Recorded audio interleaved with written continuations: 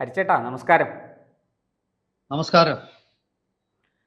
ചേട്ടാ, ഈ നമ്മുടെ തൊട്ടടുത്ത് തമിഴ്നാട്ടിൽ അവിടെ ബി ജെ പിയുടെ സംസ്ഥാന പ്രസിഡന്റ് അണ്ണാമലൈ, അദ്ദേഹം അറിയാമല്ലോ, IPS കാരനായിരുന്നു. ജോലി രാജിവെച്ചിട്ട് രാഷ്ട്രീയ പ്രവർത്തനത്തിന് പൊതുരംഗത്തേക്ക് വന്നിരിക്കുന്ന ആളാണ്. അദ്ദേഹം ഇതാ ഇപ്പോൾ ഒരു വലിയൊരു പ്രതിജ്ഞ എടുത്തിരിക്കുന്നു. ഒരു ഭീഷ്മ പ്രതിജ്ഞ എന്ന് തന്നെ പറയാം. ഭീഷ്മ ശപഥം എന്നൊക്കെ നമ്മൾ കേട്ടിട്ടുള്ള പോലെ അദ്ദേഹം ഇനി DMK സർക്കാരിനെ താഴെ ഇറക്കുന്നത് വരെ ചെരുപ്പ് ധരിക്കില്ല എന്ന് പറഞ്ഞ് അദ്ദേഹം പരസ്യമായിട്ട് പത്രസമ്മേളനത്തിൽ വെച്ച് ചെരുപ്പ് ഊരി. ഇപ്പോൾ അദ്ദേഹം ഇതാ ഒരു ഉപവാസ സമരത്തിലേക്ക് പോവാണ്, നിരാഹാര സത്യാഗ്രഹം അനുഷ്ഠിക്കാൻ പോവാണ്. എന്താണ് ചേട്ടാ ഈ ഇദ്ദേഹത്തിന് ഇപ്പോൾ പെട്ടെന്ന് ഇത്രയും പ്രകോപിപ്പിക്കാനുണ്ടായ കാരണം എന്താണ്? തമിഴ്നാട്ടിൽ BJPക്ക് വലിയ വളർച്ച ഉണ്ടാക്കിയ ഒരു നേതാവ് കൂടിയാണ് അണ്ണാമലൈ. എന്താണ് അദ്ദേഹം ഇങ്ങനെ ഒരു ഭീഷ്മ ശബ്ദത്തിലേക്ക് പോകാൻ കാരണം? ഈ നമ്മളൊക്കെ പുരാണങ്ങളിൽ ശപഥത്തെക്കുറിച്ച് വായിച്ചിട്ടുണ്ട്. ദ്രൗപദി വസ്ത്രാക്ഷേപം ചെയ്യപ്പെട്ടപ്പോൾ ഒരു ശപഥം എടുത്തതായിട്ട് നമ്മൾ വായിച്ചിട്ടുണ്ട്. അതിന്റെ ഫലമായിട്ടാണ് ദുര്യോധനന്റെ ദുശാസനന്റെ മാറ് പിളർന്ന് രക്തം കുടിക്കുന്നതായി ഭീമൻ കാണിച്ചത് എന്നും മഹാഭാരതത്തിൽ നമ്മൾ വായിച്ചിട്ടുണ്ട്. അത്ര ശക്തമായ ഒരു തീരുമാനമാണ് അണ്ണാമല ഇന്നലെ പ്രഖ്യാപിച്ചത്. കോയമ്പത്തൂരിൽ ഒരു പത്രസമ്മേളനത്തിൽ അദ്ദേഹം അത് പ്രഖ്യാപിക്കുമ്പോൾ ഇത്രയധികം ഒരു എതിർപ്പ്, ഇത്ര ശക്തമായിട്ട് ഇതെങ്ങനെ നടപ്പാക്കാൻ പറ്റും ഈ പ്രതിജ്ഞ എന്ന് ആശങ്കയുള്ളവരുണ്ട്. കാരണം ചെരുപ്പിടാതെ തമിഴ്നാട് പോലുള്ള ഒരു സംസ്ഥാനത്തൂടെ നടക്കുക എന്ന് പറഞ്ഞാൽ അത് വലിയ ബുദ്ധിമുട്ടാണ്. കാരണം തിളച്ചു കൊള്ളുന്ന അന്തരീക്ഷവും ഭൂമിയുമുള്ള സ്ഥലമാണ്. പക്ഷെ എനിക്ക് തോന്നുന്നത് അതൊരു സ്വയം ഓർമ്മപ്പെടുത്തലാണ് അണ്ണാമലയുടേത്. അതായത് DMK അധികാരത്തിൽ നിന്ന് പുറത്തു കളയുന്നത് വരെ വിശ്രമമില്ല എന്നുള്ള BJP തമിഴ്നാട് ഘടക അധ്യക്ഷന്റെ ഒരു പ്രഖ്യാപനമായിട്ടാണ് ഞാൻ കാണുന്നത്. അതിലേക്ക് നയിച്ച സാഹചര്യങ്ങൾ ശരിയാണ്. പ്രത്യക്ഷത്തിൽ ഏറ്റവും ഒടുവിലത്തെ ഒരു സംഭവമാണ് ഇന്നലെ മദ്രാസിലെ അണ്ണാ യൂണിവേഴ്സിറ്റി. അതായത് മദ്രാസിലെ ഏറ്റവും പ്രശസ്തമായ എഞ്ചിനീയറിംഗ് സർവകലാശാലയാണ് ഈ അണ്ണാ യൂണിവേഴ്സിറ്റി. ആ ക്യാമ്പസിൽ 19 വയസ്സുള്ള ഒരു വിദ്യാർത്ഥിനി അതിക്രൂരമായി ലൈംഗികമായി പീഡിപ്പിക്കപ്പെടുകയും അവരെ ശാരീരികമായി ആക്രമിക്കുകയും അവരോടൊപ്പം ഉണ്ടായിരുന്ന ഒരു സുഹൃത്തിനെ അതിഭീകരമായി മർദ്ദിക്കുകയും ഒക്കെ ചെയ്തു. അവരെ ക്രിസ്മസ് ആഘോഷങ്ങളുടെ ഭാഗമായിട്ട് പള്ളിയിൽ പോയിട്ട് മാസ് അറ്റൻഡ് ചെയ്ത് തിരിച്ചു വന്നതിന് ശേഷം ക്യാമ്പസിൽ, അതായത് അർദ്ധരാത്രിക്കൊന്നുമല്ല ഇത് സംഭവിക്കുന്നത്. ഇത് സംഭവിക്കുന്നത് എനിക്ക് തോന്നുന്നു ഏതാണ്ട് 8 മണി ഒക്കെ ഉള്ള ഒരു സമയത്താണ്. ഈ ഒരു ഞെട്ടിപ്പിക്കുന്ന ഇതിന്റെ ഒരു ഭീകരത അണ്ണാമലയുടെ ഈ പ്രതിജ്ഞയാണ് നമ്മുടെ മനസ്സിലും കൊണ്ട് എത്തിച്ചത്. അല്ലെങ്കിൽ നമ്മളിത് നമ്മൾക്ക് പലർക്കും തന്നെ പ്രതികരണശേഷി നഷ്ടപ്പെട്ടിരിക്കുന്നു. തമിഴ്നാട് ഈ പുരോഗമനമൊക്കെ ഒരു ഭാഗത്ത് പറയുമെങ്കിലും മറുഭാഗത്ത് തമിഴ്നാട്ടിൽ നിയമം, നീതി ഇതൊന്നും സാധാരണക്കാർക്ക് ലഭ്യമല്ല. അണ്ണാമല പറഞ്ഞതിന് 2 കാര്യങ്ങളാണ്. അതായത് ഈ പ്രതി നിരവധി സമാന കുറ്റകൃത്യങ്ങൾക്ക് ഇതിനു മുമ്പ് പ്രതിയാക്കപ്പെട്ടിട്ടുള്ള ഒരാളാണ്. അതായത് മദ്രാസ് സിറ്റി പോലീസ് കമ്മീഷണർ പോലും സമ്മതിച്ചിരിക്കുന്നു ഇയാൾ 20ഓളം കേസുകൾ പ്രതിയായിരുന്നു. പക്ഷേ അതൊക്കെ ലഘൂകരിക്കാനാണ് പോലീസ് ശ്രമിക്കുന്നത്. അണ്ണാമല ഇത് തന്നെയാണ് പറയുന്നത്. അണ്ണാമല പറയുന്നത് ഇങ്ങനെയുള്ള ഇദ്ദേഹം ഒരു സീരിയൽ ഒഫൻഡർ ആണ്. അതായത് നിരന്തരമായിട്ട് കുറ്റകൃത്യം ചെയ്യുന്ന ഒരാളാണ് അയാള്, ഈ പ്രതി ജ്ഞാനശേഖരൻ. അപ്പൊ ഈ ജ്ഞാനശേഖരനെ പോലുള്ള നിരവധി ക്രിമിനലുകൾ ചെയ്യുന്നത് അവർ പോയിട്ട് DMKയിൽ ചേർന്നു. DMKയിൽ ചേർന്നു കഴിഞ്ഞാൽ പിന്നീട് പോലീസ് ഇവരുടെ കുറ്റകൃത്യങ്ങളൊക്കെ അന്വേഷണമൊക്കെ നിലയ്ക്കുകയാണ്. പിന്നീട് ഈ കുറ്റകൃത്യങ്ങളെ ലഘൂകരിച്ച് തേച്ചു മായ്ച്ച് കളയുന്ന ഒരു സമീപനമാണ് തമിഴ്നാട് പോലീസിന്റെ. ഇവിടെ അണ്ണാമല പറഞ്ഞതിന്, അണ്ണാമല ഈ ഉന്നയിച്ച പ്രശ്നത്തിൽ പോലീസ് സിസ്റ്റത്തിനെ, അതായത് തമിഴ്നാട്ടിലെ സർക്കാരിനെയും അതുപോലെ അധികാരികളെ എതിർക്കുന്നത് നമ്മൾ ചോദിക്കുമായിരിക്കാം. ഇതില് ഇങ്ങനെ ഒരു ദൗർഭാഗ്യകരമായ സംഭവം തമിഴ്നാട്ടിൽ നടന്നപ്പോൾ അതിലെന്താണ് ഇത്ര വലിയൊരു സർക്കാരിന്റെ റോള്? അപ്പൊ അതിന് അണ്ണാമല കൃത്യമായിട്ട് മറുപടി പറഞ്ഞിട്ടുണ്ട്. അതായത് ഈ പ്രതി സ്റ്റാലിന്റെ മകനായ ഉപമുഖ്യമന്ത്രിയായ ഉദയനിധി സ്റ്റാലിനോടൊപ്പം നിൽക്കുന്ന ഫോട്ടോകൾ സോഷ്യൽ മീഡിയയിൽ ഇദ്ദേഹം ഈ പ്രതി പോസ്റ്റ് ചെയ്തിട്ടുണ്ട്. അപ്പോൾ തമിഴ്നാട് DMK മന്ത്രി അതിനൊരു മറുപടിയുമായിട്ട് വന്നു. ഒരു രാഷ്ട്രീയക്കാരനെ ഒപ്പം നിന്ന് പലരും ഫോട്ടോ എടുക്കും, അവരെ ഒന്നും നമുക്ക് 100% തടയാൻ പറ്റില്ല. അപ്പോൾ അതിൽ നിന്നും കൂടുതലൊന്നും വായിക്കണ്ട എന്നാണ് ഈ തമിഴ്നാട് DMK നിയമകാര്യ മന്ത്രി ഇതിന് മറുപടി കൊടുത്തത്. പക്ഷെ അവിടെയും ഒരുപാട് ചോദ്യമുണ്ട്. ഈ കോളേജിലെ ചില പ്രതിസന്ധികൾ, സമാനമായ സംഭവങ്ങൾ തമിഴ്നാട്ടിൽ ഇതിനു മുമ്പും നടന്നു. ഇതൊക്കെ ഉവ്വ്.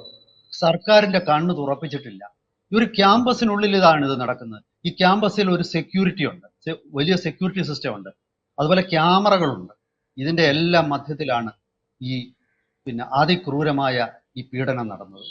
അപ്പം ഈ സിസ്റ്റത്തിൻ്റെതായിട്ടുള്ള വേറെ ഒരുപാട് പ്രശ്നങ്ങളുണ്ട്. അതിൽ അത് കഴിഞ്ഞ കുറച്ച് നാളായിട്ട് നടക്കുന്നുണ്ട്. ആ ഇതൊക്കെയാണ് അണ്ണാമലയെ കൊണ്ട് ഈ പ്രതിജ്ഞ എടുപ്പിച്ചതെന്നാണ് ഞാൻ കരുതുന്നത്.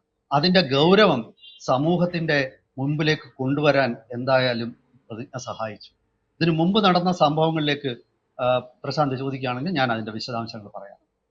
ചേട്ടാ, എനിക്ക് അതിനകത്ത് ഇടയ്ക്ക് അണ്ണാമലയുടെ രാഷ്ട്രീയമായ ശപഥം അത് നമുക്ക് മനസ്സിലായി. എന്തുകൊണ്ടാണ് അദ്ദേഹം സ്ഥിതി അത്ര ഗുരുതരമായതുകൊണ്ടാണ് ഒരു പ്രതിപക്ഷ പാർട്ടി അവിടെ BJPക്ക് MLA ഇല്ല, എനിക്ക് തോന്നുന്നു മറ്റ് ജനപ്രതിനിധികളുടെ എണ്ണവും കുറവാണ്. ഈ തദ്ദേശ സ്ഥാപനങ്ങളിലും ഒക്കെ BJP അവിടെ വളർന്നു വരുന്നതേ ഉള്ളൂ. ഏതാണ്ട് ഇപ്പോൾ കഴിഞ്ഞ ലോക്സഭാ തെരഞ്ഞെടുപ്പിൽ ഒരു വലിയ മുന്നേറ്റം BJP അവിടെ കാഴ്ചവെച്ചു, വിജയിക്കാനായില്ലെങ്കിലും. പക്ഷേ ഞാൻ അതിനു മുമ്പ് എനിക്ക് ചോദിക്കാനുള്ളൊരു കാര്യം, ഈ പ്രതിയെ അറസ്റ്റ് ചെയ്ത് മറ്റ് നിയമ നടപടികളിലേക്ക് പോലീസ് പോയോ? എന്താണ് അതിനെക്കുറിച്ചൊന്ന് ചെറുതായിട്ടെങ്കിലും ഒന്ന് വിവരിക്കാമോ? പ്രതിയെ ശക്തമായ പ്രക്ഷോഭങ്ങളെയും പ്രതിപക്ഷത്തിന്റെ സമ്മർദ്ദത്തെയും തുടർന്നാകണം പ്രതിയെ അറസ്റ്റ് ചെയ്തിട്ടുണ്ട്. പക്ഷേ അവിടെയും പോലീസിന്റെ ഭാഗത്തുനിന്ന് ഒരു വലിയ പിഴവ് വന്നതായിട്ട് അണ്ണാമല ചൂണ്ടിക്കാണിക്കുന്നുണ്ട്. അതായത് ഈ ഇതിലെ ഇരയാക്കപ്പെട്ട കുട്ടിയുടെ അഡ്രസ്സും അവരുടെ പേരും സഹിതം അടങ്ങുന്ന FIR പോലീസ് ഓൺലൈനിൽ ഇട്ടിരിക്കുകയാണ്. അപ്പൊ അതോടുകൂടി അതായത് വിക്ടിം ഷെയ്മിങ് എന്ന് പറയും അതിന്. അതായത് ഇപ്പൊ ഒരു ഇരയെ വീണ്ടും അവരെ അപമാനിക്കുന്ന ഒരു പ്രവൃത്തിയാണ് പോലീസ് ചെയ്തിരിക്കുന്നത്.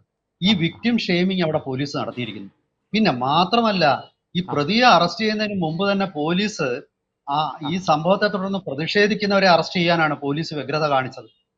അവിടെ തമിഴ്നാട് BJPയുടെ മുൻ അധ്യക്ഷയായിരുന്ന തമിഴിസൈ സൗന്ദരരാജൻ, അവര് ഗവർണറുമായിരുന്നു, അവരുൾപ്പെടെയുള്ള ഒരുപാട് ആൾക്കാരെ അറസ്റ്റ് ചെയ്യുകയും തമിഴ്നാട്ടിലെ അതുപോലെ തന്നെ AIADMK നേതാക്കന്മാരെ അറസ്റ്റ് ചെയ്യുന്നു. ഇതിലൊക്കെ ആയിരുന്നു പോലീസിന്റെ മുഖ്യ ശ്രദ്ധ. അതായത് പ്രതിയെ അല്ല അവർക്ക് പ്രശ്നം. പിന്നെ നമ്മൾ മനസ്സിലാക്കേണ്ട മറ്റൊരു കാര്യം, അതായത് ഈ കോളേജ്, അതായത് ഈ അണ്ണാ യൂണിവേഴ്സിറ്റിക്ക് കഴിഞ്ഞ ഓഗസ്റ്റ് മുതൽ വൈസ് ചാൻസലർ ഇല്ല. വൈസ് ചാൻസലർ, അതായത് നാഥനില്ല കളരിയായിരുന്നു ഈ യൂണിവേഴ്സിറ്റി. ഇതാണ് അവിടെ ഈ തരത്തിലുള്ള അഴിമതിയും അക്രമവും നടക്കുന്നത് എന്നാണ് ഒരു ആരോപണം വന്നിരിക്കുന്നത്. അപ്പോൾ പിന്നെ അത് കൂടാതെ അതിലും ഗൗരവമായ ഒരു വിഷയമുണ്ട്. തിരുച്ചി NITയിൽ ഒരു ഹോസ്റ്റൽ റൂമിൽ കയറി ഒരു പെൺകുട്ടിയെ നേരെ അശ്ലീല പ്രദർശനം നടത്തുകയും അവരുടെ നേരെ പ്രകോപനപരമായി അവരെ ആക്രമിക്കാനും ശ്രമിച്ച ഒരു ഇലക്ട്രീഷ്യൻ ശ്രമിച്ച ഒരു സംഭവം 3-4 മാസങ്ങൾക്ക് മുമ്പ് തമിഴ്നാട്ടിലുണ്ടായി. അവിടെയും അധികാരികൾ വലിയൊരു പ്രാധാന്യം അതിൽ കൊടുത്തില്ല. ഒരുപക്ഷെ അണ്ണാമല ഇത്രയും ഗൗരവമേറിയ ഒരു പ്രതിജ്ഞ ചെയ്തത് ഇത്തരം സംഭവങ്ങൾ തമിഴ്നാട്ടിൽ നിന്ന് കഴിഞ്ഞ കുറച്ചു നാളായിട്ട് റിപ്പോർട്ട് ചെയ്യുമ്പോൾ കോളേജ് അധികൃതരും സർക്കാരും ഒന്നും തന്നെ ഇതൊന്നും ഗൗരവത്തിലെടുക്കുന്നില്ല. പലപ്പോഴും ആരോപണം ഉന്നയിക്കുന്ന പെൺകുട്ടികളെയാണ് അവർ വഴക്ക് പറയുന്നത്, അവരുടെ മേലാണ് കുറ്റം പറയുന്നത്. നിങ്ങളാണ് പ്രകോപനം സൃഷ്ടിച്ച് ചില അക്രമികൾക്ക് ഇങ്ങനെ ചെയ്യാൻ സാഹചര്യം ഉണ്ടാക്കിയത് എന്നുള്ള ഒരു പതിവ് പല്ലവിയാണ് അവർ ചെയ്യുന്നത്. അപ്പോൾ ഇങ്ങനെ ഒരുപാട് വിഷയങ്ങൾ അവിടെ നിൽക്കുന്നുണ്ട്. അപ്പം ഇത് ഇവിടെയും ആവർത്തിക്കപ്പെട്ടു. മനസ്സിലായി? പ്രതിയെ അറസ്റ്റ് ചെയ്തു എന്നുള്ളത് വലിയൊരു കാര്യമൊന്നുമല്ല. കാരണം ഈ പ്രതി എങ്ങനെ സമൂഹത്തിൽ ഇറങ്ങി ഇത്ര സ്വാതന്ത്ര്യത്തോടുകൂടി അവിടെ നടന്നു? കോളേജിന് സമീപത്ത് ഇവന് ബിരിയാണി കച്ചവടം നടത്താൻ എങ്ങനെ ഒരു സാഹചര്യം ഉണ്ടാക്കി? ഇങ്ങനെ ഒരു പ്രതിയെ ഒരു വിദ്യാഭ്യാസ സ്ഥാപനത്തിന്റെ മുമ്പിൽ കച്ചവടം നടത്തുമ്പോൾ പോലീസ് എവിടെ പോയിരുന്നു?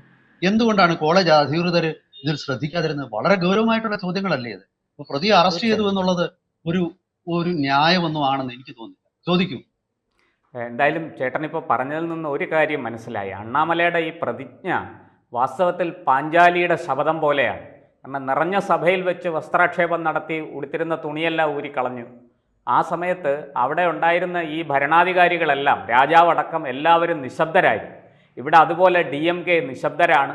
പ്രതിയെ സഹായിക്കുന്ന നിലപാടാണ്, പ്രതിക്ക് പിന്തുണ കൊടുക്കുന്ന നിലപാടാണ്. ഇതിനെതിരെയാണ് അണ്ണാമലയുടെ ശപഥം, അണ്ണാമലയുടെ പ്രതിജ്ഞ. എന്തായാലും അണ്ണാമലയുടെ ഈ കൊടുങ്കാറ്റിൽ സ്റ്റാലിനും DMKയും കടപുഴകും എന്ന് തീർച്ചയാണ്. അദ്ദേഹം അത്ര ശക്തിയോടെയും അത്ര വ്യക്തതയോടും അത്ര ആത്മാർത്ഥതയോടും കൂടിയാണ് ഇറങ്ങിയിരിക്കുന്നത്. അങ്ങ് ഇത് മറ്റ് രാഷ്ട്രീയ പാർട്ടികൾ ഈ വിഷയത്തെ എങ്ങനെയാണ് കാണുന്നത്? ഉദാഹരണത്തിന് BJPയുമായിട്ട് സഹകരിക്കുന്ന ആൾക്കാരാണല്ലോ AIDMK, അതുപോലെ DMKയുടെ സഖ്യകക്ഷിയാണ് കോൺഗ്രസ്.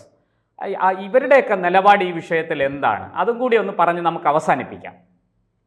കോൺഗ്രസ് ഇക്കാര്യത്തിലൊന്നും പ്രത്യേകിച്ച് വലിയ പ്രതികരണം നടത്തിയായിട്ട് എനിക്ക് തോന്നുന്നില്ല. കാരണം അവരെ സംബന്ധിച്ചിടത്തോളം DMKയെ ഒരു തരത്തിലും നോവിക്കാൻ പറ്റാത്ത സാഹചര്യമാണ്. DMK ഇല്ലെങ്കിൽ തമിഴ്നാട്ടിൽ കോൺഗ്രസിനെ എനിക്ക് തോന്നുന്നില്ല ഒരു മുനിസിപ്പാലിറ്റിയിലെ കൗൺസിലറെ പോലും ജയിപ്പിക്കാൻ പറ്റുമെന്ന്.